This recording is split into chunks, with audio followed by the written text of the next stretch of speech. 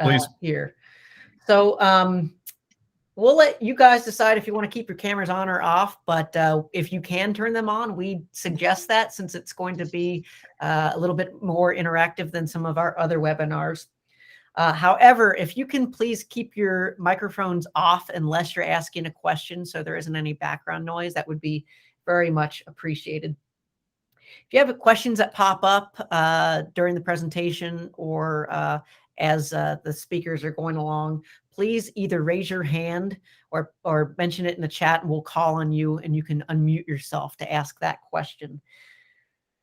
If you have any technical issues, please put those into the chat and I will do my best to help you through those. Just be aware most of the time the issues stem from your own Wi-Fi connections. We are recording this today, so if you ever want to refer back to this or share it with some of your coworkers or colleagues, you'll be able to. It will be up on our YouTube channel later this week.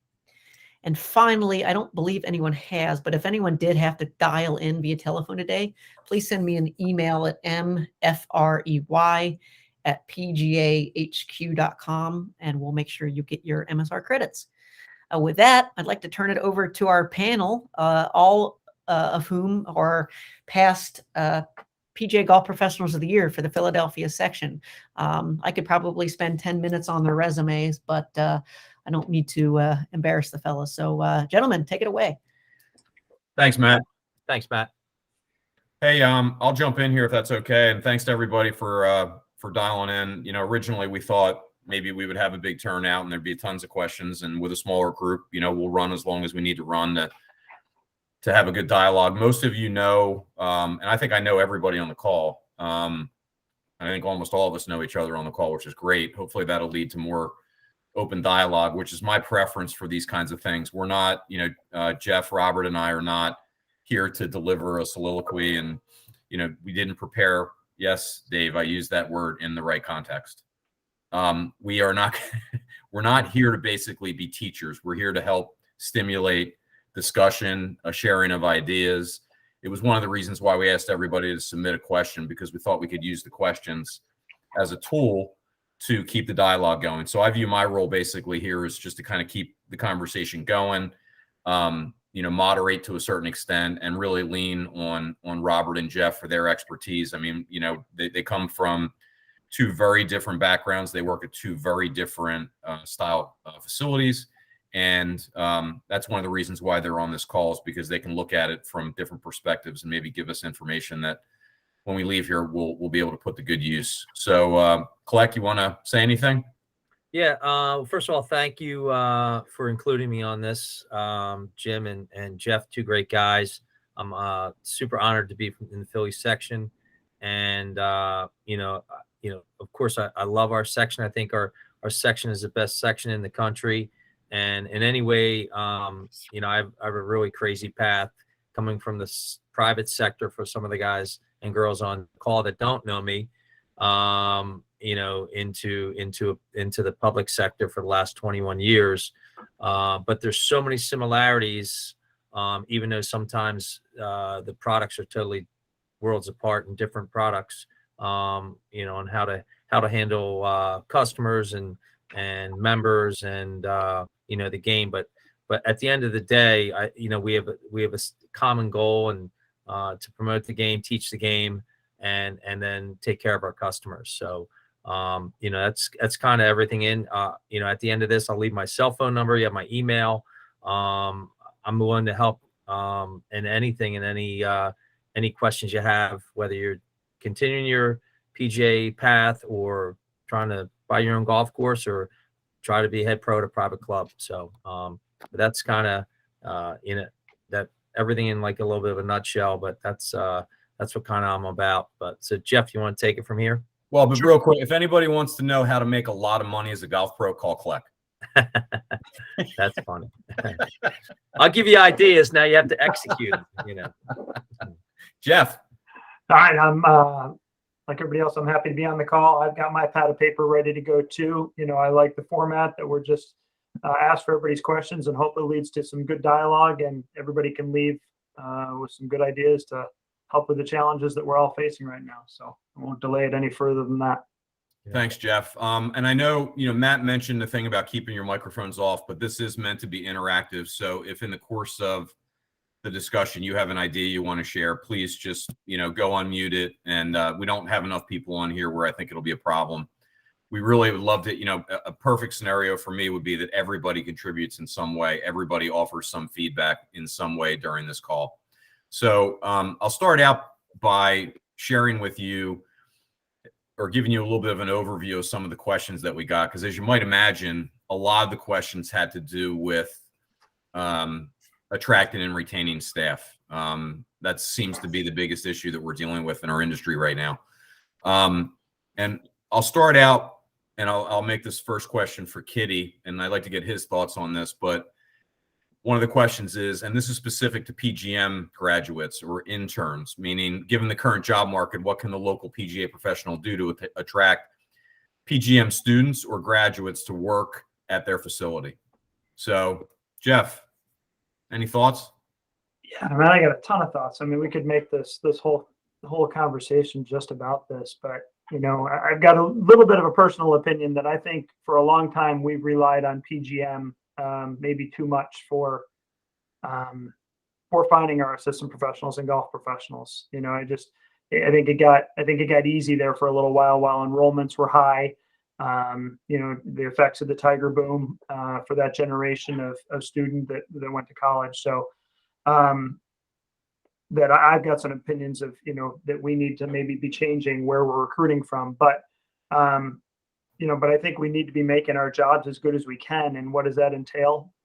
I think it's different for every person, but, for me, our number one thing is, are we going to help the person achieve their career objectives? What do they want to do? Where do they want to be? Largely, most of my assistants, I hope they want my job, or they want a head professional or director of golf job. So, but if they want to pursue teaching and this is their entry point into the business, then we'll help them drive toward that goal. But to me, I think that we need to be able to prove ourselves that we can be good mentors and good leaders for them to help drive them in the direction they want to be and show some success with that. I think can counter some of the negatives about the industry right now. Hey, Jeff, is it fair to say that managing to their needs has become more important than ever? Meaning, the days of an Aronimink or a Pine Valley or the best clubs in America having, a line of 100 guys looking for the jobs are over. The best clubs will always have good people, but even the best clubs like yours, don't you have to now be a little more targeted in how you keep your people happy? Yeah. I had a conversation with Scott and and Scott would keep on the corner of his desk at all time, a pile of, 8 to 12 resumes of potentials in case he needed somebody. I don't think any of us have that pile anymore. Even somebody like Scott working at, one of the best clubs in the world, that, I think we have to be thinking about this a little bit differently. Kleck, how about you? How about in your world? What are you seeing? My world's a little different. I have a lot of high school teams and colleges around me that I kind of do a lot of my recruiting. I think the biggest thing is that I was down at the PGA show and the National Golf Course Owners Show, and we had a great speaker named John Foley. He was #1 pilot for the Blue Angels, flew in Top Gun movie, and helped produce the new movie coming out, Maverick. But he kind of really inspired me to come back and change all my philosophies on how I talk to my staff. So I use the word team, and I think there's a lot to do with that. And when I try to develop some of my employees, I don't hire a bartender. I hire a teammate, because we as golf professionals wear so many different hats that if I don't want to, if that person has to clean the bathrooms or move carts or take a tea time or possibly, take an order in and like a delivery of food or a vendor from golf balls or whatever.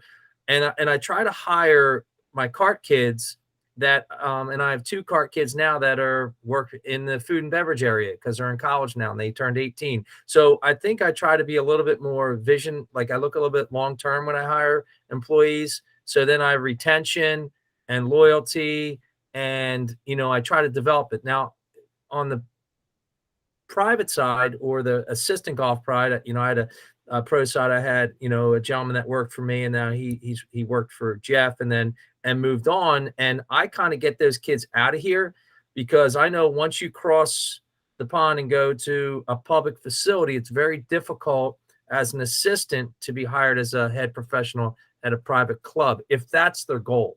So I kind of steer some of my employees kind of, in the golf side of it, and navigate them and try to get them over to the private side. But I try to get long-term employees, and it's not always perfect. And I've said this 100 times, anytime I do public speaking or anything on seminars, I try to hire school teachers. I try to hire, young seniors, that you get some, you get some longevity and you get some long-term out of them. So I think that's kind of, some advice I can move to, and I don't care if it's private or public. I think there's some merit to that. Okay. One thought I'll share with this is I think that, we're all given different levels of resources, right, at our clubs. And it takes resources to hire staff, and resources, I'm talking about money. And it takes a certain budget to be able to pay people a certain amount of money. It takes a certain budget to be able to pay people a certain amount of time. Kiddie and I were just talking about, he was mentioning, the fact that like sending people to Florida and having to come back up is getting harder and harder. So more money might mean having professionals work a longer period of time that traditionally might have been a 7 months or 8 month seasonal position. Resources means having the money to hire more people so that the people that are hired have to work fewer hours in order to get the job done. But it all boils down to, rightfully or wrongfully, and it doesn't all boil down to it, but a lot of it boils down to money, and it boils down to our ability to get our leaders to understand that an investment in people will pay off in some way, shape, or form. So there's a bunch of different ways to do that, but I would say, we're getting paid, I think, to look around the corner, so to speak, and try to identify issues. And if we're not pushing the rock as hard as we can to try to get more resources, and we're not using data that is readily available either through the PGA or through our own work,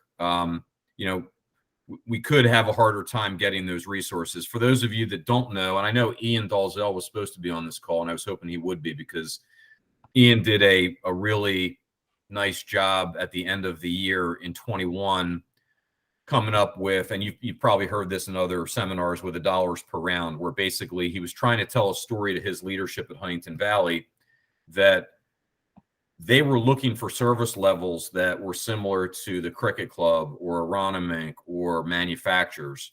Yet when he ran the numbers and he showed them that what they were spending on staff per round was significantly lower than what those other clubs were spending. In fact, and I'll share the numbers with you. He was, I think, in the $7 per round figure, and yet the clubs that his members were comparing him to were in the $13 to $15 per round. So, he did a great. He captured all this info, and I know he would share it with all of you to show what each club is spending per round, and it made it much easier for him to go into his leaders and say, this is what you want. You want the service to be at this club, but this is the resources that you're paying compared to what they pay their staff. And I know he got a massive increase in 2022 in his budget because he used that data that he collected to deliver to the leaders. So we just can't be afraid to keep pushing the rock. I would say, like in my case of cricket, I probably have one of the largest budgets for a golf operation in the area, in part because we're a big club, but also because I keep asking for more money, because I'm never going to stop trying to pay the people more money.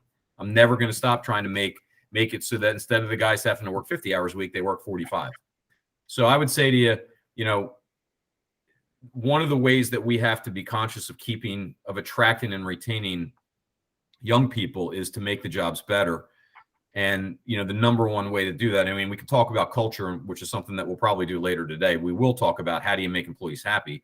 but it starts and ends with, can you pay people a living wage? Can you give them a job where they can, put food on the table, maybe save for college, maybe, support, a family if they have a family. So, to me, it starts and ends with that. And I would say, and this is going to take me on a tangent for a second here, and Jeff, you've been around long enough. There's quite a few guys on this call that have been around, 20, 25 years.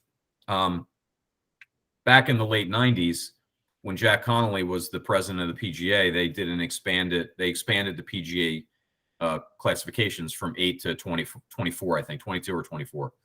And the idea at that time was that by expanding the classifications, we would get PGA members into all different parts of the PGA, or excuse me, of the golf industry. And that influence would lead to us being in more demand. And by us being in more demand, it would result in higher wages. And the opposite actually happened, which is we expanded the PGA of America. I think we had in 1999, we had about 17,000 PGA members. Today, Matt, correct me if I'm wrong, we're at about 29. Yeah, it's probably closer to 28. Okay, so we're at 28,000. So there's been a big increase in PGA members, in part because to meet the needs of the people that were, of that expansion, they loosened the restrictions to become a PGA member. So long story short is there became an oversupply of golf professionals, which meant the employers didn't need to make the jobs great because there was plenty of people to choose from. And then, deal with that for a decade. And a decade later, people are going, I don't want to get in the golf business. They don't pay. They make me work my rear end off. And all of a sudden the word is on the street that becoming a golf professional is not a great career path unless you really and truly love it. So that has led to fewer people becoming golf professionals, either through PGM programs or directly. And what's happening right now, and correct me if I'm wrong, but we're all having to react to what's going on in the world. Is there anybody here that's not paying their staff more money? Is there anybody whose budget is not bigger than it was 2 years ago? No, everyone is. Right? I mean, this kind of woke a lot of the clubs up to the reality of, hey, we're short and we got all this extra play. We got to pay. So now all of a sudden, we're starting to see compensations rise. It'll take probably 5 or 7 years for those compensation increases to translate into word on the street being, hey, you can be a golf professional and make a good living. But it's cyclical. And, we just have to do our part, in my opinion, to keep pushing the rock, to keep trying to grow people's compensation, or keep trying to grow the quality of their jobs by getting more money to spend in our operations, but spending it on more people so that people only have to work 4 days a week or 4.5 or 5 days a week. Now, this leads to, the next question. And Dave, I want Dave McNabb and Joel to talk about this for a second, if you don't mind. So one of the questions that came in was, how are you managing having less golf staff and busier facilities during the pandemic? So, to me, if you were doing, and I'm just going to use in Dave's case, Dave, you were doing what? How many rounds of golf were you doing a year? 14,000 2 years ago, 20 last year. So you're up 40%. Right.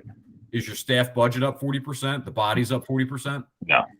So how are you managing that? Some guys are working longer hours.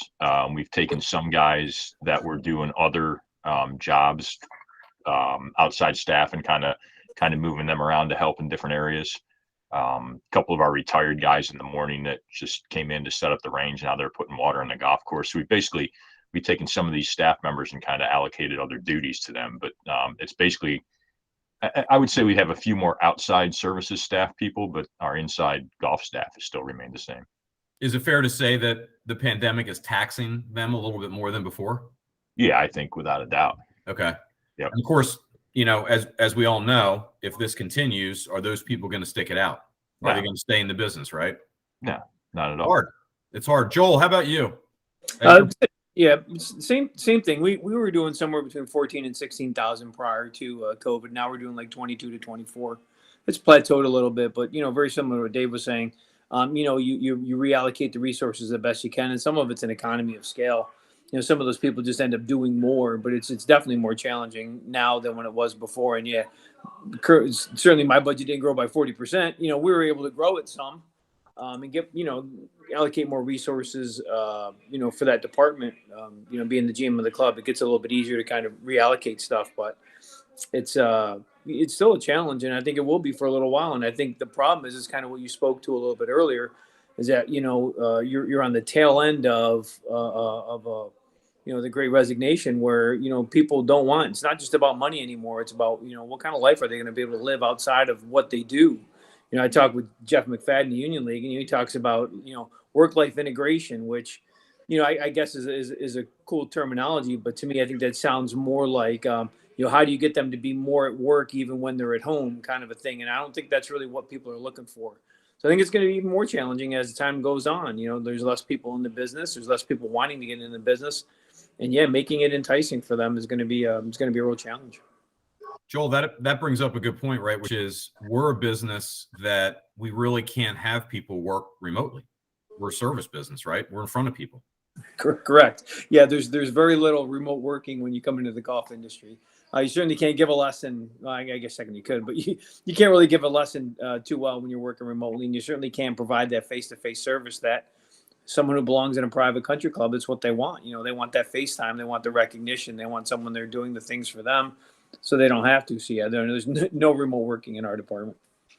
One of the things that maybe I think this thing will hopefully lead to is maybe people will be able to jot down some ammo, for lack of a better term, that if they need to go to their leadership to ask for more resources, maybe this will provide some of those ideas. So, for example, we're some of the young people that are thinking about getting into business are now have the option of taking a job where they work remotely, right? That's competition for people, right? So what are we going to do as an industry or as a club to get that person to say, I'm going to come work at Laurel Creek or Spring Haven or Aronimink? What are we going to say to people to come take these jobs, as opposed to, them saying, you know what, I can work from home, I can set my own hours, I can work in my pajamas, and I can make $60,000 or $70,000 a year.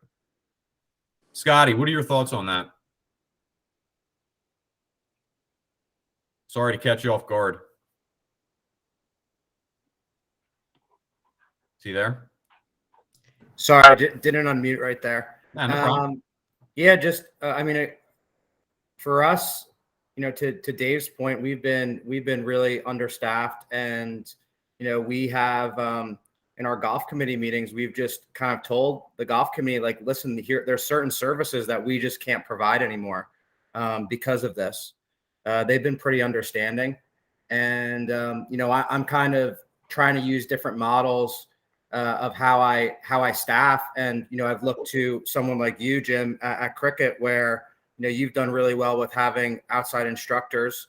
So I've hired more teaching pros, and they handle the teaching operation, and therefore my assistants kind of can focus more on tournament operations and things like that, and they don't have to worry about opening the shop at 7 a.m. and having a junior clinic at 5:30 till 7:30 at night. So I think that's kind of where I'm seeing the business going from a model perspective of the split between assistants and some more independent contracting teaching pros. And Scott, you bring up a good point with that, in that it's setting the expectation, and using metrics like Ian did, or Jim, like I know how you do. Use an example, one of our old assistants, Rob Agressi, who's down in the Annapolis area. A couple of years ago, they wanted to make a cut for one of his assistants, his seasonal assistant. He said, listen, that's fine. You can do that. I get it. He goes, but with that position goes this program and this program. I just don't have the bodies to do it. And that's fine. If that's okay with you, you as a club or the leaders, to say you're okay not having this program, to set that expectation, say, this is what we can do without, absolutely murdering the staff. Just set the expectation. Yes. Jim Smith's going to be able to do more, and it's because of this. Or, now that, Ian might be, more well armed with the budget. Yes, you're going to hear that they're doing this, but compare apples to apples. And I think, just creating that expectation. This is what we can do with this. And show the metrics. This is how much they'd have to work to do this. If you wanted to do this, now they're working 70 hours. Do you really think that's sustainable to keep people as employees? Yeah. Jeff, I'm going to just interact from being on the outside looking on the other side of this. So back in the day, 20, 30 years ago, the head professional owned the shop. He owned the golf carts. He owned, the club storage, the range and things like that. A lot of that has gone away. And now you're kind of, I always tell anyone that's coming through to try to be really good at something, like set yourself above once you go over, into the private sector to make yourself very valuable. But when you're pulling away lessons and you're pulling away teaching and you're pulling away playing opportunities and you're taking it and you're putting a body behind the counter at any of the high level clubs, that's where I think the retention from outside looking in, that's where you would lose me as continuing to work there. So that's great to try to manage your staff and manage your membership. But I really think if you're putting a guy behind the counter, you still have to give him some lessons. You still have to let him go out and play with the members. And that's where you're going to grow. So I had a colleague of mine that owns a golf course in Western PA, and he went through career links. He did everything trying to hire a new professional. And guess how many resumes he received? Somebody throw it out there. Guess how many he got?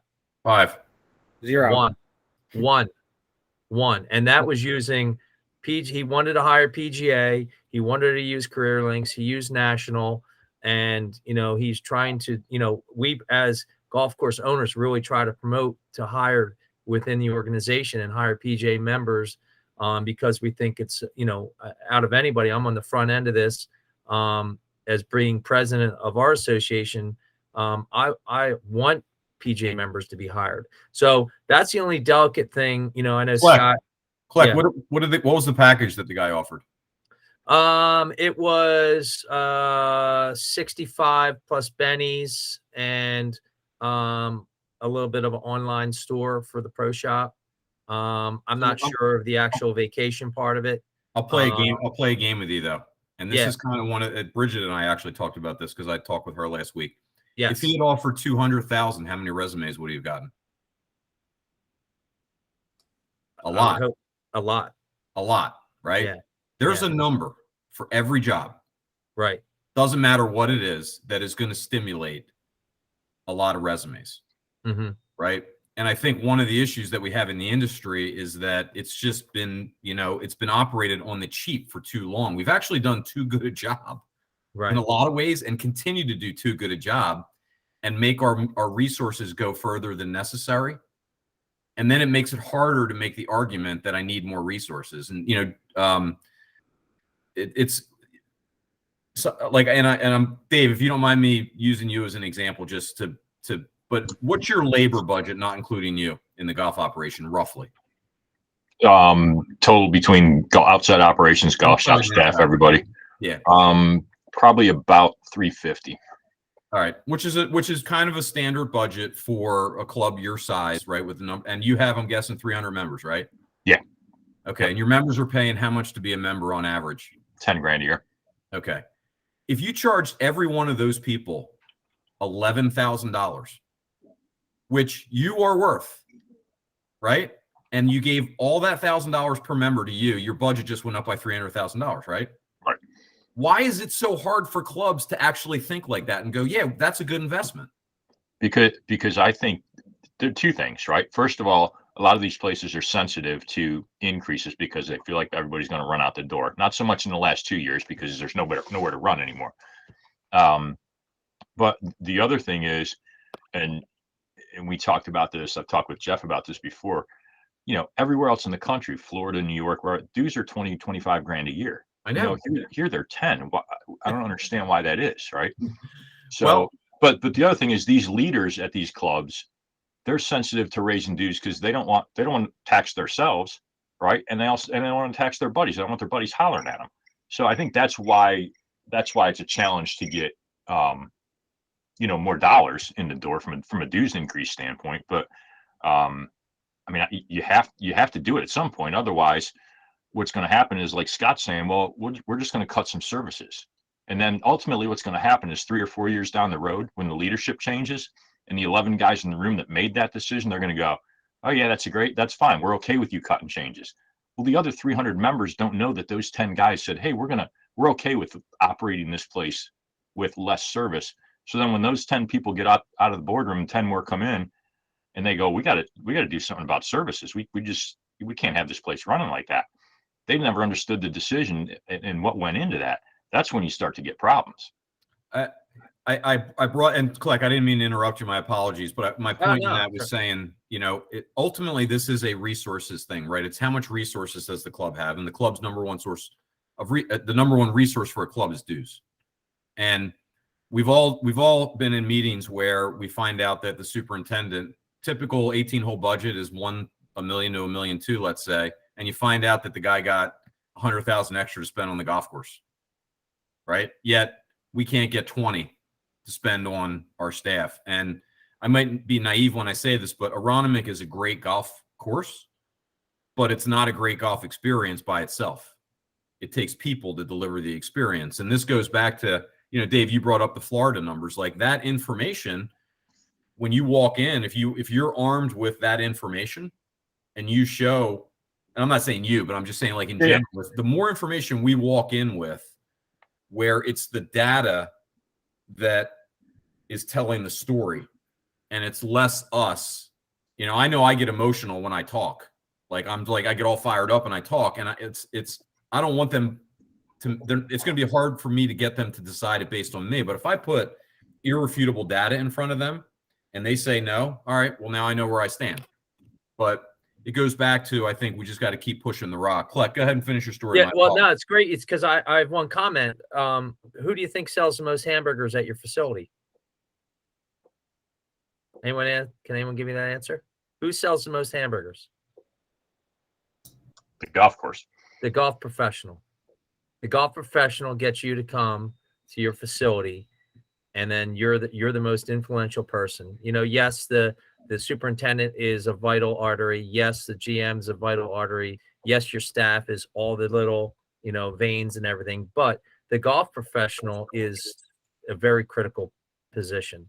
And I think I was told that, I don't know, 25 years ago or 30 years ago when I was at Golf Mills from Willie Scholl. And it resonated. It really meant a lot. Now that's the type of club I was at. Like they came there because of, of course, the facility and everything. But Willie Scholl was really adamant on being, he was the reason why people came and play golf, not just the layout. So back to that, with that package. Yeah. But that's all based on the revenue of his facility.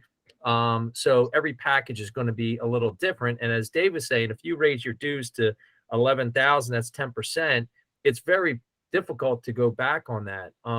It's impossible to retract on once you start raising your dues. So you kind of have to lay some things out and make that golf professional more valuable and add more revenue to it. But I don't know the answer on the private side. I know on the public side, I set certain budgets based on my gross revenue, and then I do incentives.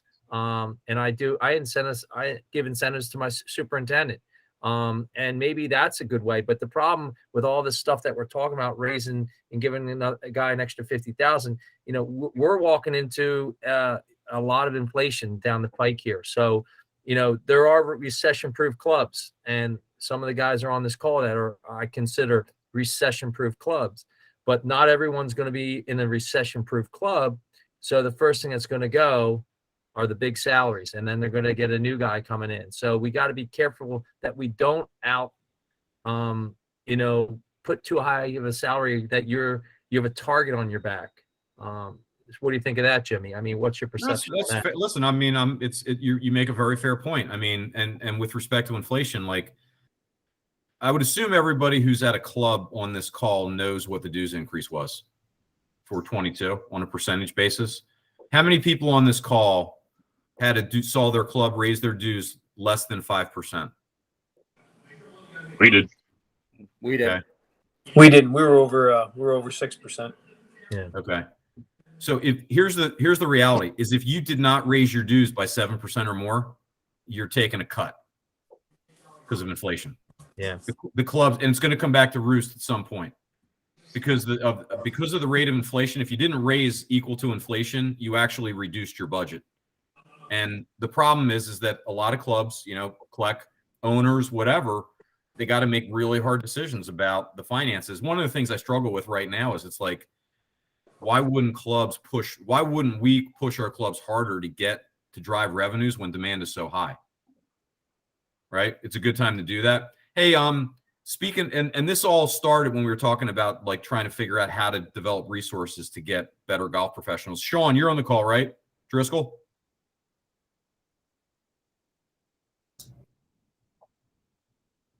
Sean, you there? And the reason why I wanted to ask Sean just took a new job, and I'm curious to hear why he took it. Like, what made that job better than another job? As somebody who maybe he's going to the bathroom, who knows? No, he's on. He's just muted. Maybe. All right. Hey, Sean, take your thing off mute if you can. While he's figuring that out, Jimmy, I think you said something that's powerful. I think we've, as an industry, we've done too good of a job of, I don't want to even say attracting, but providing jobs that were low paying. And, you know, even if you look at the highest level, you know, a club on the western side of the state that, you know, has probably produced more head professionals than any other club was one of the lowest paying assistant jobs in the country for years. But they went there, you know, the assistants went there with the goal of getting a job. But I think if we're not taking this opportunity in our departments, you know, because I'm you know, looking at other departments right now, how much they're paying, and you're sitting there going, oh my gosh, I don't pay our assistant pros that much. And they're college grads, they're 6 years of experience. They work 6 days a week. They, you know, whatever they do. And we're looking at servers that are making 18, 19, 21, 23, $24 an hour. You know, if we're not taking advantage of this opportunity right now, we might not get this kind of opportunity to right the ship a little bit again for a while. Yep. Hey, Bridget, we talked last week. If you don't mind sharing, you know, Bridget's at St. David's. They've got a new golf professional. Tyler started what, 3 weeks ago or a month ago? The end of December. All right. And you know, share your experience, because you're in a situation right now where you're at a nice club that's struggling to fill roles, right? Yeah, so we are now running 2 bodies short in shop. We lost an assistant to having a baby and another assistant that got out of the business. And we put together a decent package. We do a 5-day work week here, and we're not getting a whole lot of traction. A lot of people are either staying out of the business or staying put where they're at. And it's just turning into a little bit of a struggle. And obviously, the later in the game here we get, the harder it is to find anybody looking to move. What kind of conversations have you had with Tyler, and what kind of conversations are you aware of that Tyler's had with leaders at St. David's about trying to solve the problem? Well, I do know that the club increased the budget 10%. And from my understanding, that 10% did go straight into salaries. So increases over the last year have been dramatic. What we're offering as a starting rate is a lot higher than what I started there a year ago. So the members and the board members are aware, and they want to retain, they want to attract. So I think at this point they're just trying to figure out, aside from money, which is there, what else can we do to attract people to a nice private club that you know, the members are nice at. Okay. Hey, Jeff, let me ask you this question, because this was actually another one that came up. What role nowadays does housing play in attracting staff? Well, I think for our seasonal staff, especially our interns, yeah, and listen, getting PGM interns right now is difficult. And so if you don't have housing, you know, for us here in this area, we're primarily going to rely on finding a Penn State kid or somebody else who goes to a Penn State student, or somebody else that goes to a PGM program that lives in the area. So having housing is key in being able to find, having a better chance of finding an intern. And then for our seasonal interns, I mean, I talked about you before we got going here. We're going with a model of just, you know, only one seasonal assistant, and, you know, the ability to offer that so they can come into a turnkey living situation, not have to put down first and last, and have, you know, Comcast hooked up and all that, is pretty important. So all it does is better your chances, I think, especially in the seasonal roles. Now, the year-round roles for us, we have more dormitory style living, so a more senior assistant or position like that, it might not be as applicable. But if you're in one of those areas like a New York City or a Connecticut or a San Francisco, I can't imagine how hard it would be with rent rates and things like that. Dave, are you having to do are you seeing anything from a housing standpoint, or is anybody else out there? Are they seeing their clubs buy homes to house staff? Are you seeing clubs rent apartments for the year so that they can provide free staff housing or discount staff housing? We haven't done or talked about any of that kind of stuff. I've talked to. We have some rooms above the clubhouse here. For those of you that don't know Applebrook, I've talked to our leadership in the past about potentially using that as a place somebody could stay. But that's the first question I get when we have a 7-month, a 10-month, and 11-month. So the 10 and 11-month really don't apply. But first question I get when I talk to a 7-month staff member is, do you have housing? What kind of housing is available in the area? And try to lease a place for 7 months. That's just not happening.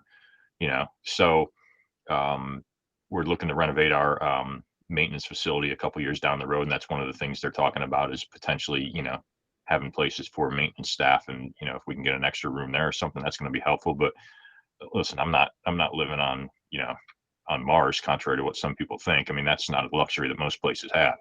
And the tighter these budgets get squeezed, the more these people are looking at 6-7 month jobs instead of 10 or 12 month jobs. Because when there's snow on the ground, the leadership's wondering why people are paying people. Do you find if you go out and look for somebody that sometimes you might lose somebody because they'll be able to provide some housing and you can't, or is it not matter? Yeah, I think so. Okay. I've been fortunate. The last assistant I hired, it was a 7-month guy who's coming back this year. He lives in the area, kind of like what Jeff said. But there's been a couple scenarios prior to that where guys have gone elsewhere just for that reason, that they could find housing, or they went to another club where somebody had a room that they were going to rent with them, or a scenario like that. So Gotcha. Yeah, it's a huge challenge. Anybody else out there got some experience on the housing front that they want to share? Advice? Jim, it's Scott Chisholm. We converted a spot where our superintendent used to live, or assistant superintendent, into employee housing. But the biggest trend we've seen is that, I don't really see many people wanting seasonal positions right now. So, our real expansion in the budget has been extending those 7-month roles to longer. And so in that sense, for us, the housing aspect surprisingly hasn't helped us as much as I thought it would. Okay. Did you notice that by moving to that model, or moving towards that model, is another benefit the fact that maybe they qualify now for benefits from the club, or does that not matter? Yeah, definitely. We just actually yesterday finally hired our to fill out our staff, our last assistant. And we've posted on PGA, and we've continued to extend the season. We had a few people apply, and we were offering 30% more than we had been offering a few years ago, and we got everyone to turn us down. And we weren't even in the ballpark of what they were asking. And so yeah, that extension now, the 6-month job is now a 10 or 11-month job with benefits that didn't exist before. So I'm happy that I have a great general manager who's been helping the fight for us, and continue to push forward. Scott, why do you think assistants aren't looking for the seasonal jobs anymore? What's your read on it? I wish I knew. I think that one aspect might be in our region in Philadelphia, we're almost like in no man's land with going down to Florida, because those seasons just get so tight. Those Massachusetts guys at least get a little bit of break. When I was an assistant, the best years of my life were going back and forth and spending the winters in Florida. It was so much fun down there. But it just doesn't seem a priority. I think people want stability right now. So I don't really know other than that. Yeah, I agree. We were talking about it before you jumped on, and I think our season has gotten longer in the fall. I don't think it's necessarily that much earlier in the spring, maybe a little bit, but team matches are so important for us here that not having assistants early enough in the spring, but the season in Florida has gotten so much longer because of the residency that I think it's just gotten harder. November and December used to be slow months in Florida, not any longer. So I just wondered, I saw the same thing. I had, an assistant that was working at Seminole last year, and he chose to stay up here and watch snowflakes. And I looked down, I'm like, really? I loved my time in Florida for the winters. But let me segue into I guess it's a similar, actually, this is a question that Brad asked, which I thought was a really good question. Are any of you changing your staffing models to accommodate for the fact that there are not as many golf professionals to fill jobs? So, for example, and I know, Kleck, you talked about this earlier, right? Hiring school teachers, right? And different types. Are any of you finding that, maybe your club had 3 golf professionals, 3 years ago, and now they have 2 professionals and 3 part-time staff to pick up for the 1 professional that you couldn't get? Is anybody doing that or seeing that?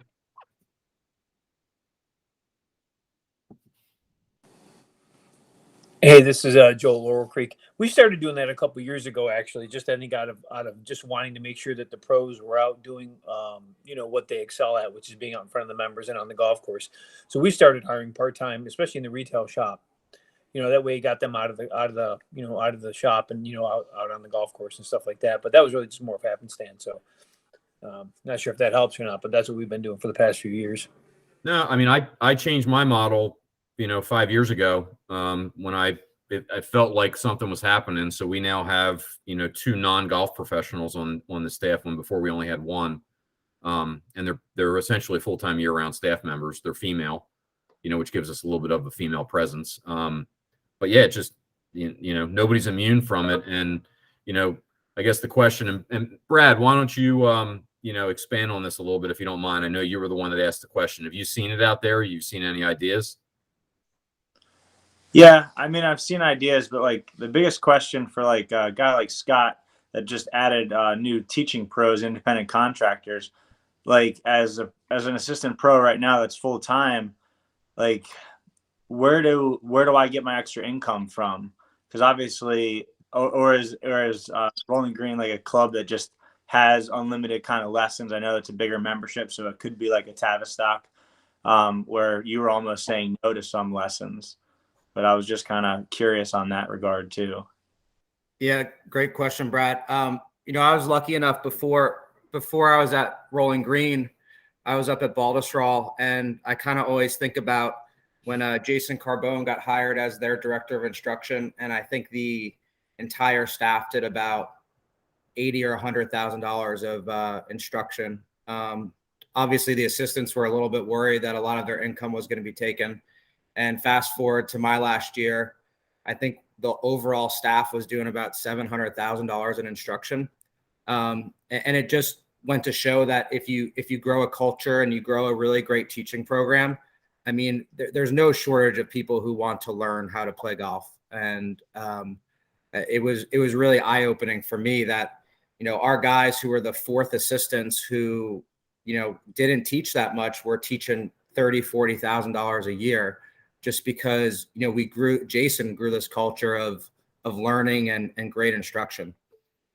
So that's what we're trying to establish. And I think we've been pretty successful that our first few years, the guys actually, get a little more. And some of our guys who are associates and maybe aren't ready to teach on their own, they can help out with junior golf and clinics. And maybe they're not making, crazy money per hour, but they're getting $30-$40 per hour to assist on that while they get to learn from really good instructors.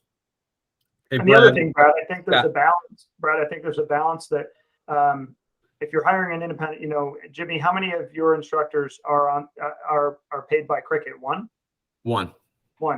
And how many do you have dedicated instructors? Do you have 6? 6. So they're providing incredible resources. So yes, it is going to impact his head professionals and assistant professionals, the amount they can teach. but I think it gives him more resources to then pay those positions to do the jobs that they do. And I think we all have assistants that are really good instructors or really good fitters, and others that might not want to chase that side of it, and they might not be great at it either. I mean, it's going to be, if you're not dedicating all of your time to it, I think it's hard to be as good at it. I think we all want them to be exposed to it and have knowledge of it.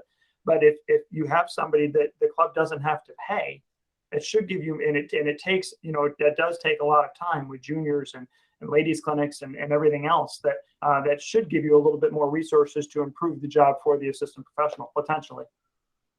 Yeah, it sounds like almost Scott it's to the point where those full-time guys can take a little bit more time off, but can teach as much as they want as well.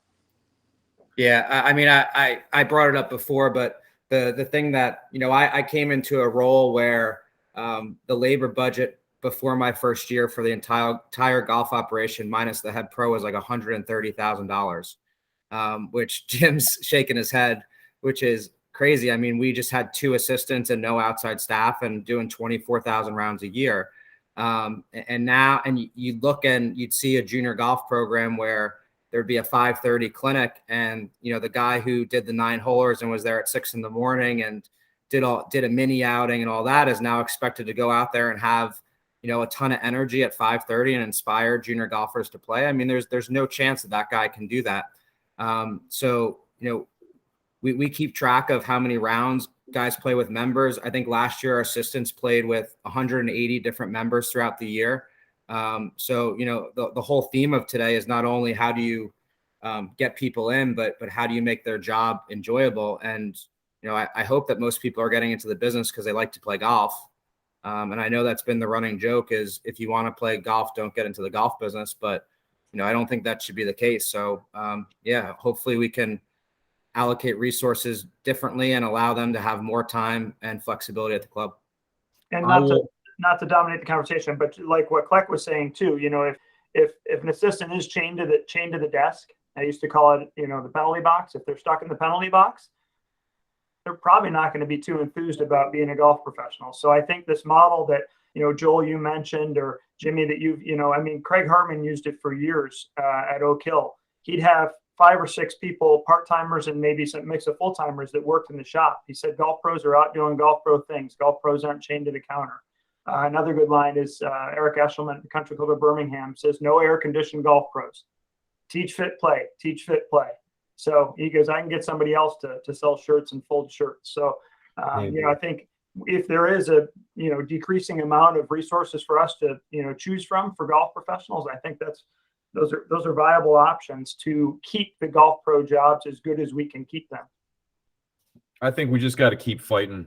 We just got to keep fighting the fight. You can't give up. You can't stop going into your leaders and asking for more, because all of you, if you ask for more, are probably not making asks that are, you're not already overstaffed, I guess is the best way to say it. And with Joel on the call, and this is like nice to have Joel on the call because Joel's the GM at Laurel Creek. And Joel, correct me if I'm wrong, but if somebody came to you and said, listen, I need more resources, but I can pay for it. These are the revenues that it might generate if we allocate resources to this. Wouldn't you be open to that conversation as opposed to somebody just walking in saying, yo, I need $50,000 more? Always in that capacity. A lot of times, you look at that in regards to how it hits the budget financially, but more importantly, you got to look at how it's going to impact being in a private club, how it's going to impact the membership. So if someone were to come to me and say, hey, listen, I need more money, I'll ask them, hey, listen, how is this going to impact the membership? Is it going to have a positive? So sometimes it doesn't always equal a return on your investment. You're not always going to recoup those dollars you spend through a direct service. But what you do is you get to a point where you provide such exceptional service to the membership that they can't wait to write the check at the beginning of the year for their dues. And don't forget, that's the business that we're in. We're in the dues business being at a private country club. So listen, if my pro shop department needs some extra funds, but I know it's going to equate to an experience that my members aren't going to get anywhere else, it becomes a lot easier to go and fight for that, for those dollars. And I know that can, and I'm so glad you said that, right? Because I think, sometimes we dive into all these details and we get in the weeds and we talk about all these different ideas. But at the end of the day, a really happy membership leads to a really successful club. It drives demand for a club is a function of how happy the members are at that club. When they're at a cocktail party, they talk positively about their experience. And it's a virtuous cycle in that if you charge them more, but you give them value for what you charge them, they're happy to be charged more. The problem is when you charge them more and you give them nothing for that. That's where the problems lie. And I think, it's incumbent upon golf professionals, because we are the faces of the club, especially for golf clubs. You got to push the rock, and you got to know that you are doing the right thing by collecting data, by doing comparisons, by referencing best practices, whatever it is, and demonstrate, to the people that make the resource decisions that an investment in you and your operation is going to translate into a return, whether it's a specific return. Hey, if you give me another person in the golf shop, hey, Joel, if you give me another person in the golf shop, I'll raise the sales by $200,000 and my cost of goods will drop by 5%, right? And that equals a certain amount of money, pays for itself, right? That's an easy one. The hard one is, Joel, if you let me change the model a little bit, where instead of having the golf professional staff have to give lessons in order to make ends meet, which means you're going to have a shitty instruction program because they got all kinds of other things to do. Let's pay the golf pros a little bit more money. Let's bring it so that they don't have to give lessons. Brad, to your point, let's bring in a couple of teaching professionals full time who are going to engage the members and make them super happy and get them enthused about playing more golf, which translates into higher revenues for the club. It's great. Now, real quick, I want to, and I love Scott's theory on adding, that's a great line. He brought in a teaching professional, increased the revenue, and you still get the guys in the shop. I call it the potato chips theory. So you get a hot dog. It's very simple. You add a free bag of chips, and you add $1 more to the product, to the sale on a 25-cent bag of chips. But they're getting back to what you said. That's very minor, but any added value you can show your membership, your the hierarchy, the GM, whatever, they'll come back tenfold. Whether it's an idea of adding pickleball, the number one growing sport in the country, any added value you can show your membership, they have no problem paying, no problem. And I do it on a simple side, on the public side, but it's more value on the private side, selling their merchandise, logo, all that stuff. And they're proud to say they're from Aronimink. They're proud to say, I have your customer, your clients coming in here all the time. They love being at the clubs that you're standing behind right now, and the logos. So, hey, John, is Dunnigan on the call? He was. I think he's still on. No, I don't think he. Yeah. Oh yeah, yes. he's I'm still in there.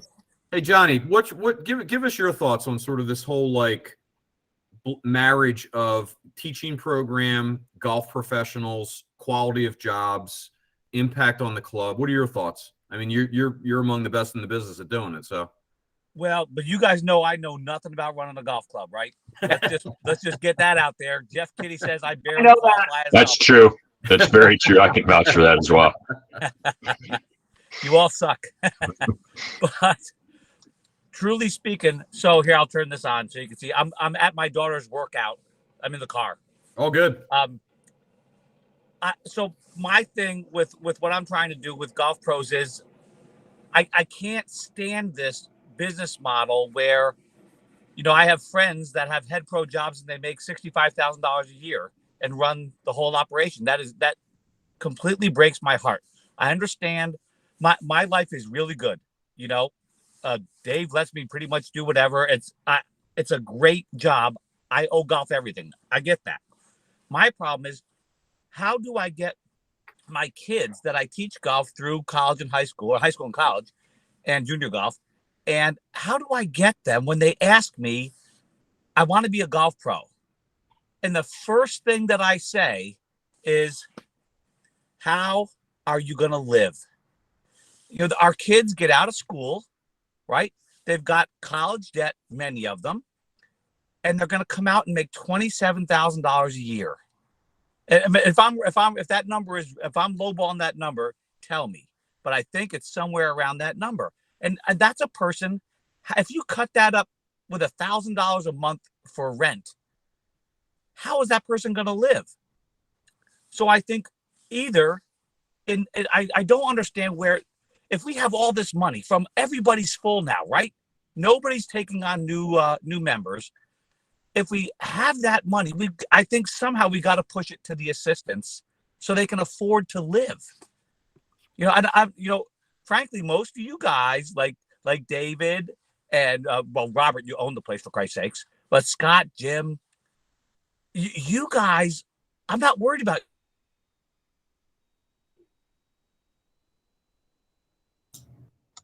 Oh, we lose you. That's the first time anybody's ever got him to stop talking. I think Dave put the mute on him. He's got control. Not even I can get him to stop talking, Kleck. That's funny. He'll probably jump back on. Hey, Joe Ambrose, you're on the call, right?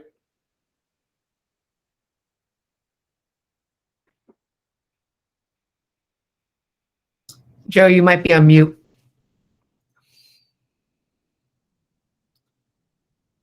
All right. Joe and Sean don't get any credits. All right, Matt? No, I'm just kidding. Anybody else got any thoughts on sort of this marriage of teaching and, what Brad brought up? If not, I'll move to the next question. And actually, several people asked this question, and I'll open it up. Actually, maybe let's go to Kleck first on this. But is this the new normal? Is 20 and 21 the new normal? And if so, how are we going to adjust to it? And if not, how are we going to adjust? Well, that's a great question. So I love it because we've had 3 booms. We've had the AOL boom, the Tiger boom, and then the COVID boom in my lifetime in the golf business. The difference between the Tiger boom and the COVID boom, and I'm going to correlate this to real estate. Real estate's not moving right now. It is in high demand. The Tiger boom, when that busted, we were oversaturated with golf and real estate. And through all the economic stuff I've been reading, there's no inventory. So it's going to be less likely to have a real estate boom. So I correlate that to golf. We've lost 12 golf facilities in the Philadelphia area, and we may never see a golf course being built east of Hershey ever again in our lifetime out here. So I think we are in a really good spot in the Philly section. How do we capitalize on it? Hopefully the president continues to make better decisions and our economy doesn't get really affected. Making it political now. Here we go. And I'm saying Republican or Democrat. The Democrats are getting their way with the wage and hour, but I don't want to get political on that. But no, seriously, all kidding aside, I think it's going to stay around for a while. There's everything that goes up must come down, so we're going to have some type of correction. How is everyone in the room going to deal with it? So, Kleck, if you don't mind me interrupting. So, yeah, what sure. I hear you saying. I think I understand this, is you're saying when we had the Tiger boom, the reaction to the Tiger boom was build more golf courses, right? Correct. And that absorbed the demand, right, Correct. as it grew.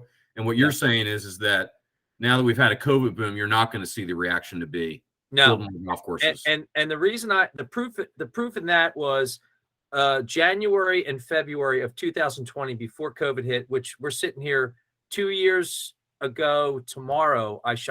We all shut down until May 1st. We had the best first quarter ever here.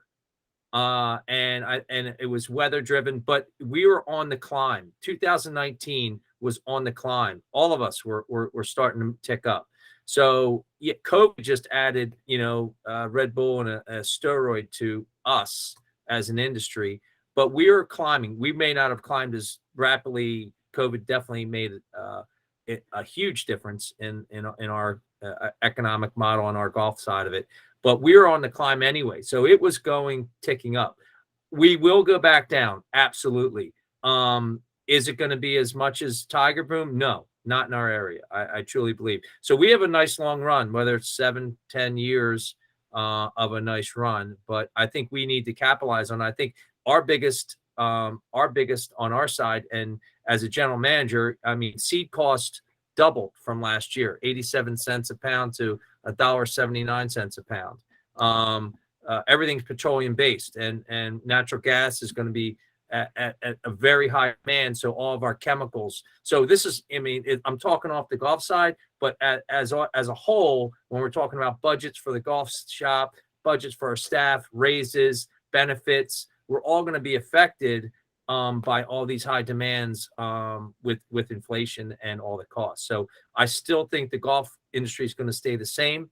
I think the public courses are going to stay right even keel. I think the mid-range private clubs may see some more stress than anybody if things really change economically in our society. But I really see that we need to stay on course. We have to forecast better when we're buying because of supply and demand, and really keep our staff as happy as we can. As we all, I mean, the common denominator for all the questions is staffing. So we really need to really focus on keeping them, back to my team words, keeping a team, good morale, good bennies, nice bonuses. Maybe take the boys out or girls out for a couple pops, take them to the Phillies game. Keep really good. If you look back when our parents grew up, I mean, they stayed with a company for 35 years, but they had social clubs within the organization where they did cool things outside of the work environment to create, back to the teamwork, keep that teamwork. Anyway, Hey, that's Jeff. my theory. Jeff, what are your thoughts on sort of the private club world? Are we looking at wait lists for the next 10 years or no? I think, to Kleck's point about the booms, I think the booms are totally different. Tiger's boom was a slow grow. This boom happened in 30 days. We created this pent up demand and nobody had anything else to do. We had kids playing golf that never played golf before. We had kids move home that live in New York City that moved back with their parents. We had people playing golf that never played. And, I always said that, while this was happening, I said, well, golf's going to win if we can keep 20% of that. Through the first year, I think we've kept more than 20% of that. Will we be able to keep sustaining that? I don't know. But, and to the other point is, we haven't built any golf courses here, but there's areas where it's happening. Bridge Road in Hobe Sound is going to have 7 new golf courses in the next 3 or 4 years. 7 new golf courses on a road that's only about 15 miles long from US 1 to I-95. So, I mean, there are booms happening in other places as far as growth of facilities too. But, I think we're gonna see this for a little while. I think, the economy is a big part in this, and if everybody's suffering from enormous amounts of inflation and costs, people are going to cut extra costs. The last couple of years certainly haven't been that. We've had a ridiculous market. We've had a ridiculous economy. We've had free money for people, and stimuluses and PPP money, whatever it might be, that everybody has remained whole plus, whether they own their business or working for a business.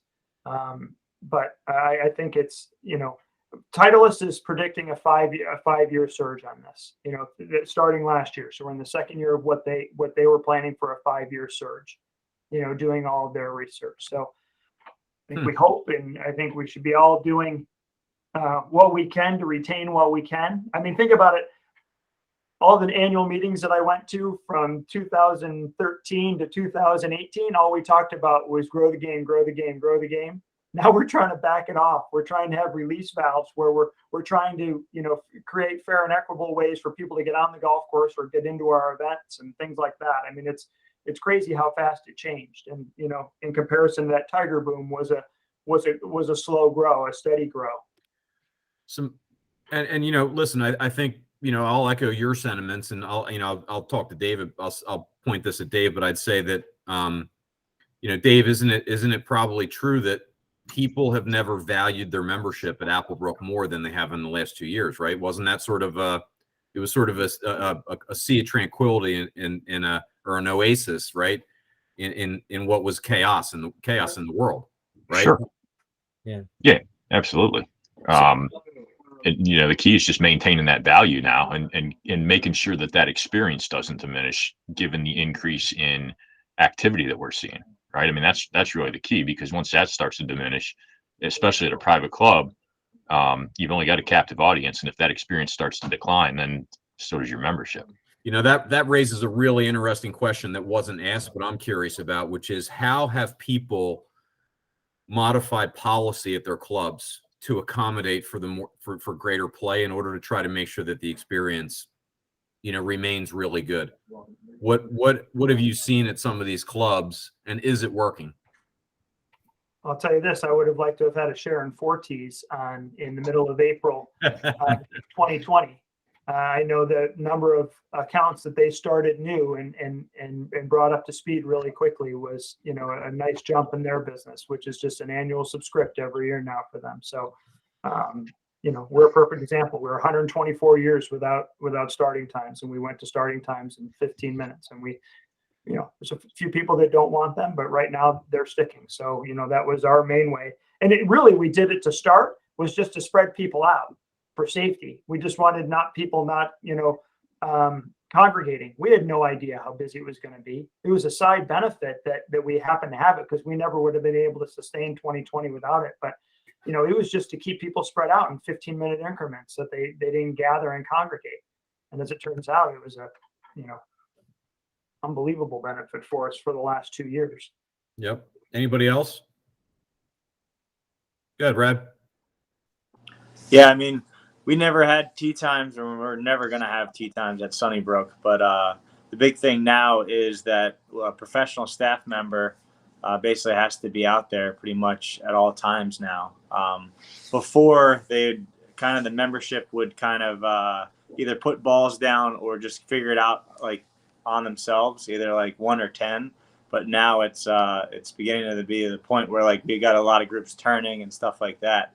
So it's not just your kind of free range kind of deal anymore. Yep. It's interesting because COVID forced the hand of some clubs to do some things that they otherwise would have never done. And now that they've done them, they're like, hey, this isn't that bad. You know, we do, you know, how many of you did tea time outings? How many of you, right? We all did probably, right? Yeah. We all converted. If you had said to any outing before COVID, you should use tea times, they would have looked at you like you had 8 heads. We had one of them not go back when provided the opportunity. They like it better. 50% of our outings are probably going to be tea times this year because they like it better. Exactly. It's fascinating, you know, how this has forced the hand. The magic question that I need an answer to is, how do you explain to a member that they can't call you on Thursday and ask to get 7 people out at the Grove in Florida on Saturday for $100 a person? Anybody know the answer to that one? Because reciprocation's been a total pain in the ass with this, right? Like, I don't know about you guys, but, you know, we shut the door, and I'm not going to make a phone call on behalf of our members if I can't do the exact same thing for them. You know, I think that's your answer. That's the statement. I mean, it's right there. And, you know, I worked at a club in Rochester. When I left, they never allowed any unaccompanied play because they were just too busy. They were just too busy and too healthy a club. That when they'd asked my boss, they said, listen, I'm going to be in Palm Springs. Can you call somebody? Because I really can't, because I can't take it back. But I think that's just our answer right now. We just really can't. I mean, you see the tee sheet every day, how hard it is to get a spot. You don't want to see a spot on there that says unaccompanied, you know, for people that aren't our members. It's just, when we can't ask somebody else to do the same, or at least you can't ask me, you know, I'll say it like this. Listen, I'm asking you to do this. If you can do it, great, but just know you can't do it. We can't do it in return. So if that's going to, you know, have an impact on your decision. Dave, you were going to say something? No, I was just going to say that's your answer. You know, Mm-hmm. if you can't do that for the club that you're asking that favor of, then that's the answer. Yep. We're an hour and a half into this, and we've basically addressed all the questions. And for those of you that know me, you know me that I don't like having meetings just for the sake of having meetings. So I feel like we've accomplished a lot in an hour and a half. But I'm happy to open the floor if anybody's got any additional questions or comments. Anyone? The one thing we didn't really talk about as much, that was kind of a common theme. We talked about retention and making the jobs better. And, you know, it was, I alluded to it in the first question. Where are we going to get these next, you know, and I think the superintendents could have this exact same conversation. Where are we going to get the next generation of golf professionals, or superintendents for that matter, with declining enrollment in PGM and turfgrass programs? Where are they going to come from? So I'd be curious if anybody, I mean, I've got my viewpoints of, possibly what we should do, but I'd be curious if anybody has anything. Jim, you haven't been asked very many questions. I'm going to throw it to you. I think that, as I said in that one sort of long-winded explanation about where we got to, how we got to this today, I actually think we're on the right path right now, in that we're starting to change the paradigm to where, both grounds professionals and golf shops are starting to have to, the clubs are recognizing that you have to pay more to get talent. So we're starting to see wage increases. Matt, I know, at the section, you're involved with a lot of conversations with people. I think Jeff would echo this. And it's just going to take, I hate to say this, it's not a magic bullet. It's not anything other than doing a lot of little things over a period of time to get the word out on the street that being a golf professional is actually a great job. It's taken a beating for 10 years. It's just that, the reputation has taken a beating. And to me, that's why enrollment's down in PGM schools. And that's why fewer people are becoming golf professionals outside of PGM schools. And if we can change the narrative and develop jobs that people can make great, good money, have a really nice quality of life and work in an industry. I mean, the perks that we all enjoy working in the golf industry are tremendous. I mean, we all got into this because we love golf. But it's going to take time. And I just don't see it. I don't see it happening in the next 2 or 3 years. But what I'm famous for saying everything's kind of a law of numbers, right? If we introduce golf to kids through phys ed programs in high school, every kid that we introduce that to, if 1 out of 50 stays in golf, as long as if we introduce it to 5 million kids that way, law number says we're going to get some golfers. I actually think the same thing. This boom is going to translate into the law of numbers, meaning more people potentially becoming golf professionals, because this boom is not just with seniors, not just with adult men and women. It is with juniors. We're seeing a huge increase in junior play. So if we can keep them engaged and loving the game, again, law of numbers. That's my thought. I think the job's got to change a little bit. It can't be sitting behind the counter, folding shirts, open packages up. It's got to be a little bit more, like Jeff was saying, teach, fit, play. Get the hell out of the golf shop. No air-conditioned golf pros, and make it attractive to not kids that are going to school for PGM programs, but kids that are actually playing golf in college competitively. So now you got a whole nother dynamic of all these kids that are going to college and think they're going to go from college and play the PGA Tour. 1 out of 10,000, 100,000 of those kids is going to go play the PGA Tour. If your job all of a sudden becomes, hey, you can go out and play with the members, once or twice a week. You can go out and, fit this guy for equipment. You can teach him how to play the game and generate some revenue that way. Then I think you've got kind of a whole nother pool of talent that you could tap into. And quite frankly, why can't we pay people that aren't golf professionals and manage the golf shop, to get people to sign up for tournaments, answer the telephone, whatever it is, and our job, I actually view our job identically to what our members' job is. And what I mean by that is our job is to entertain our members, just like our members' job is to entertain their clients when they come to the club. So when our members come to our club, we should be entertaining them. We should be taking them out on the golf course. We should be teaching them how to play golf, all that sort of stuff. So, and I think until the job changes a little bit, and I think that's going to be our responsibility to do that and sell that to our leadership. I think our talent pool is going to expand quite a bit if we can kind of make that turn in that direction. I think somebody should have recorded that, because that's exactly how I feel. I think, Jim, you're different. Yeah, you're different in a lot of ways. Let's just be clear. You didn't play college golf, right? No. But nobody loves golf more than Jim Smith. You love to play golf, right? And I think I know Scott Chisholm's on the call. He played college golf at Columbia. Not a lot of guys from Columbia make it on tour, but Scott's obviously a good player. I think finding more, there's thousands of Division 1, 2, 3 NAIA programs with people that love golf. And I always say, I always get a joke. I say this all the time. When you interview an intern, and they've all got these scripted answers. They've been coached by their internship coordinators. Why'd you get in the PGM program? I love to work with people. Great. Be a greeter at Walmart. Why'd you get in? I love to be outdoors. Great. Be a gardener. To me, if it's not first and foremost that they just love to play golf, because to me, that's what gets us through July 4th weekends when we're missing a picnic with our family or something. It's the bonus of going on a trip to Scotland with your members that counterbalances things like that. So I couldn't agree more with you, Dave, that, I don't know how we do it. I don't know how we figure out a way to recruit them. I always use, and I'll use names and for instances here, Penn State is one of the better PGM programs in the country. If you play college golf at Penn State, you're not allowed to be in the PGM program for the men's program. And I don't blame Coach Nye for not wanting his kids to be in the PGM program. He wants them playing golf and getting better.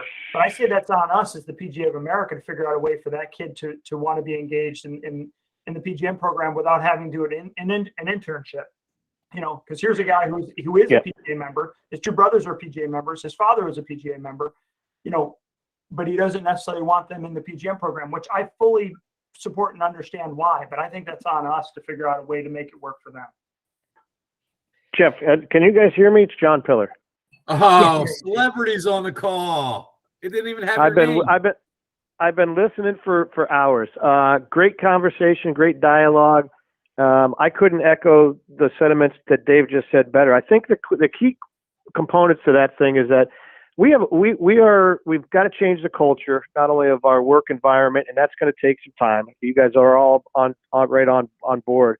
But I think to Jeff's point there, we've forgotten about playing the game of golf, and there's got to be a change in culture at your workplace where work-life balance, and I'm sure you guys talked a little bit more about that when I got on the call late, but allowing those individuals to get out there is going to be critical. Now, I can tell you from the PGA of America standpoint, right now, obviously recruitment, retention are critical. Jonathan Gold's been great. Jim Smith, this will probably be the first and only time I give you a public compliment, but that process you have on taking your payroll, dividing it by rounds, and coming up with a kind of a payroll per round to find out how efficient and your experience is, but also how burned out your staff was amazing. And those type of situations we need to get back out to our PGA members. But back to what you were just talking about, we've got to create a culture where playing the game is still important, and more importantly, that working, it's a way of life. I mean, we chose a way of life, not a career. And, I think we have to tell that story better from all aspects. And I think even while you're doing a hiring process, I think it's really critical to point that out, that this is an incredible way of life. You get to travel, you get to play, you are going to work, and you're going to work, we're not going to be providing 70-hour work weeks or 60-hour work weeks anymore. It's just not going to be possible. The demand of the PGA professionals is too low. But to your points earlier also, and I know I'm all over the board here, I just figured out how to unmute myself. I had to hit *6. We've redesigned our entire model because we are going now, we have X amount of hours that work the shop, that the shop has to be covered. And my PGA professionals behind the counter are just like your surgeon that is standing at the reception desk taking appointments. It just doesn't work. We're not doing what we're specialized at and what we're best at. And when we're out in front of the members and guests in my aspect, in my facility, that's what we are the large revenue generating members of that team, right? Us being out with the members is going to generate significant dollars, whether it's new memberships, sales, fitting, whatever it is.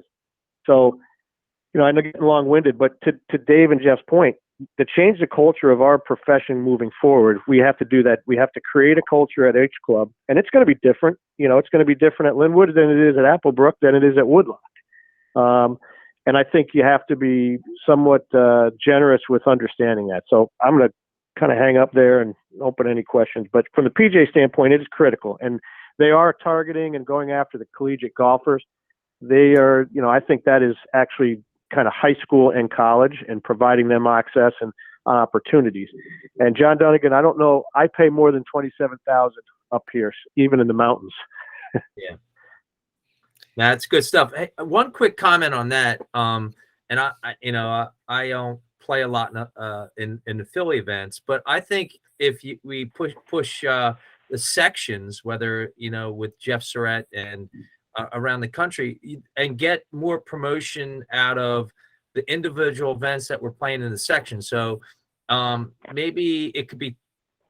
I know they televise, the Haverford, but maybe get some local coverage on the local sports networks to kind of show Dave playing and show the leaderboard in our section on some TV, that you get some energy and get some of these players that might want to get in the business. That may be super attractive.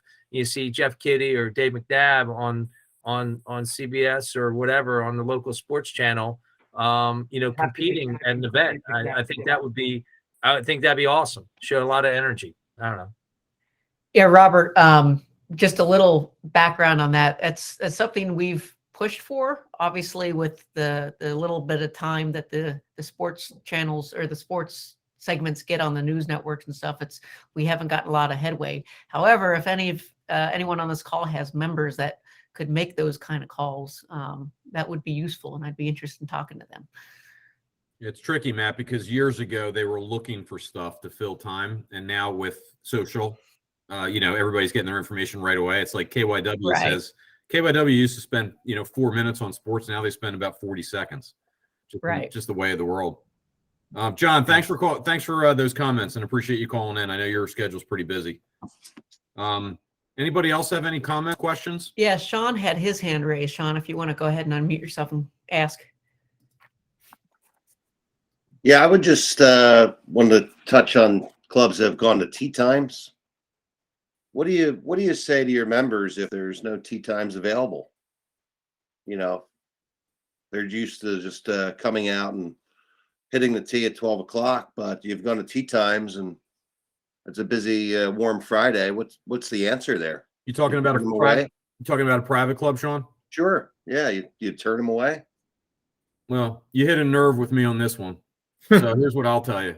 So if you all research the use of the golf courses, I'd be willing to bet that your usage looks like my usage, which is, I call them super users, but like in our case, 2/3 of the rounds of golf that are played at the cricket club are played by 30% of the members.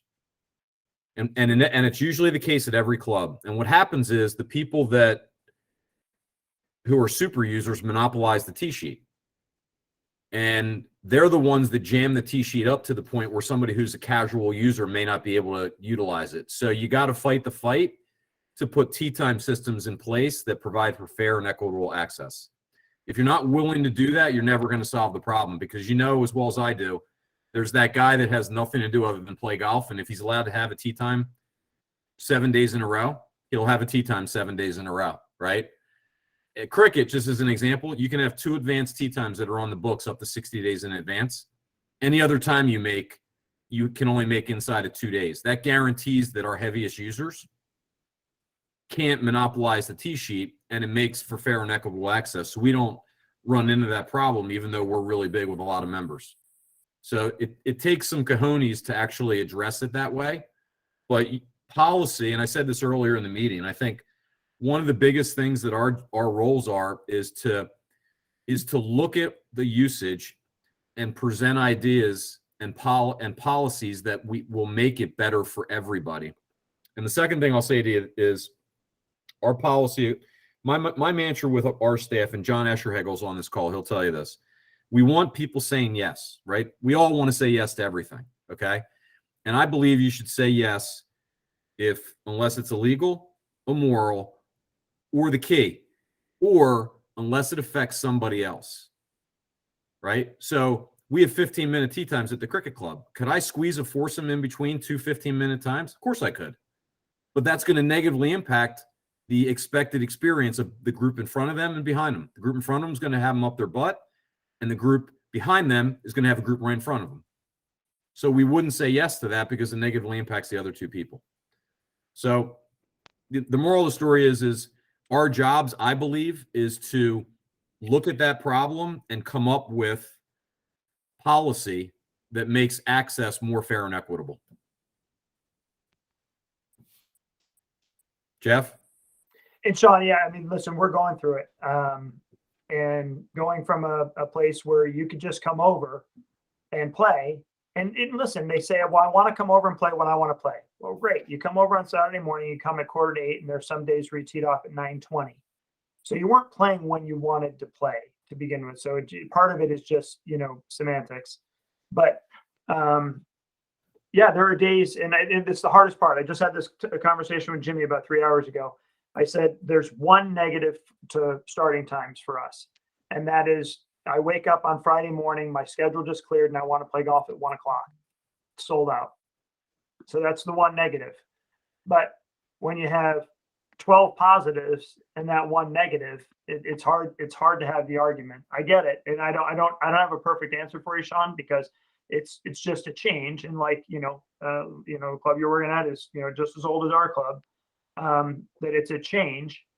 And people don't like the change. So that's hey, Sean, that's the harder part. I say this half jokingly and half serious in response to what Jeff just said. If that's the case, jack the dues so you have fewer members. Well, and then when you jack the dues, give it to the staff.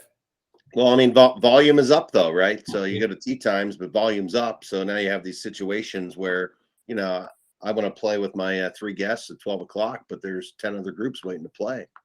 I get it. Right. Yeah. And how many times have we heard, how many clubs have restricted guest play during COVID? For sure.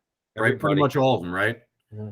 So what's interesting about that is that, and this goes back to using data. At our club, we have the number of super users in the top 20%. It's about 110 people. We actually researched it, and we have about 150 members whose only use of the golf facilities is to entertain people. So absent, worries about COVID, why should we restrict guests so that the super users, instead of playing 120 rounds, can play 150, but the 150 people whose only value of being a member is to entertain no longer get value? You can't make that argument by just walking in without data, but if you have the data, you can make the argument. Mm-hmm. I've been, going to Jeff and I have talked a little because we're very similar in terms of our amount of play, and both know tee times. I've been shocked doing 27, 28,000 rounds a year, how normalized people's behavior become and how few times that you really get into that situation where there are no times available. Our biggest complaint about tee times when we went to tee times was that it would destroy the, the social atmosphere of people like congregating. And my response was, yeah, my first year, you guys congregated in the breakfast room to complain about how you couldn't get out on the golf course. So that's all you did. Everyone was just angry. So now everyone's a lot happier. And now you have, in this day and age, there's so many of these young people who show up 10 minutes before their tee time and just, sling it out there. And that generation, that was members 30 years ago that had the whole Saturday or whole Sunday to just hang out, eat breakfast, play golf is just gone.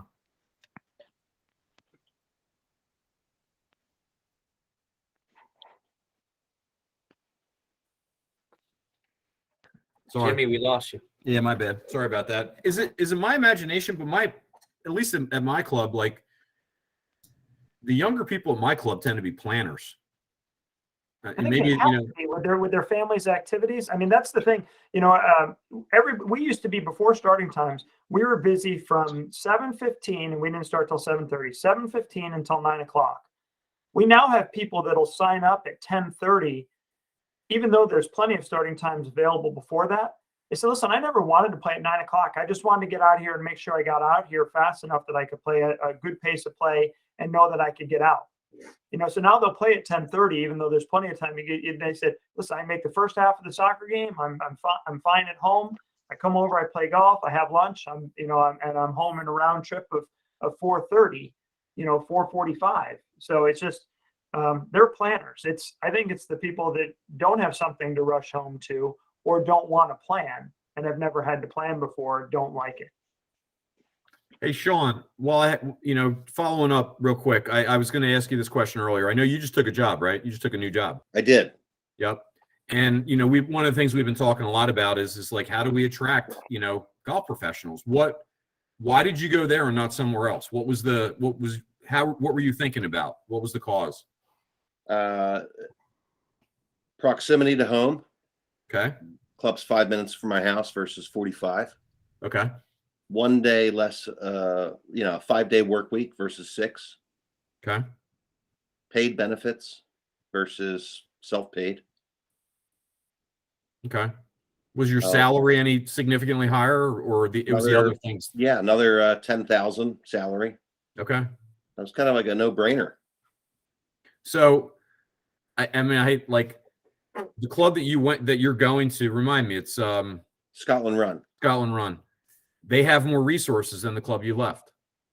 Yeah, full driving range, putting green.